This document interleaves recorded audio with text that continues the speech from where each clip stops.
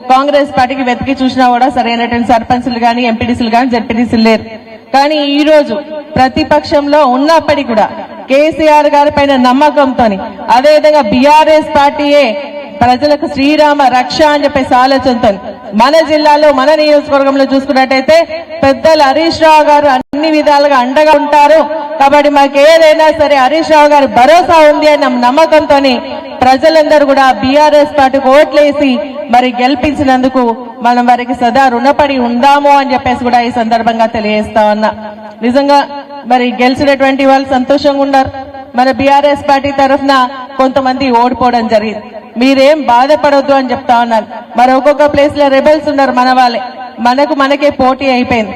వాళ్ళంతా కూడా మళ్ళీ తిరిగి మనందరం కలిసి పనిచేద్దామని చెప్పేసి కూడా నేను ఆహ్వానిస్తానా. మీరు బాధపడకండి, భయపడకండి, మీతో పాటు మేమున్నాం.